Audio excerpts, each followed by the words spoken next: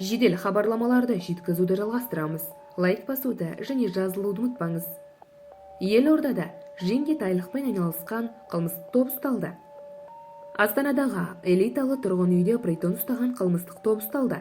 Бұл туралы Ішкі істер министрлігі ұйымдасқан қылмысқа қарсы күрес департаментінің басшысы Қанат Нұрмағамбетов айтты, деп хабарлайды Егемен КЗ.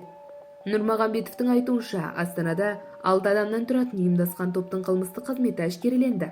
Ол жыл бойы жезөкшелікпен және жеңгетайлықпен айналысу үшін притон ұстаумен айналысқан.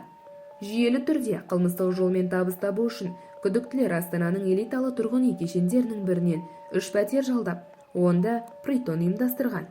Қылмыскерлер өз қызметін аса құпия ұстау үшін тұрғын үй кешенінің күзетшілерімен байланыс орнатып, полиция рейдтері туралы ескерту жасау жайында келісім жасасқан.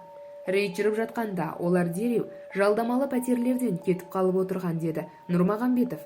Интимді қызметке қажетті қыздар массаж салонында жұмыс істеу туралы жарнама арқылы тартылған. Бірақ сұхбат барысында оларға 50-50 шартымен жезөкшелікпен айналысу ұсынылған.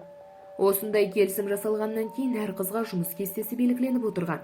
Ұйымдастырушылар криминалдық бизнестен күнде күн сайын орта есеппен 1 миллион теңгеге дейін алып отырған. Полиция қызметкерлері интимдік қызмет көрсететін 11 адамды ұстаған. Тінту барысында 20 мың ақш доллары, 156 мың Ресей рублі және 720 евро сомасында ақшалай қаражат тәркіленген.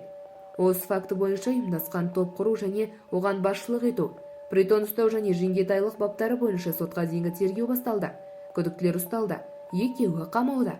Қалғандары қолхатпен босатылды, деді Ішкі істер министрлігі өкілі.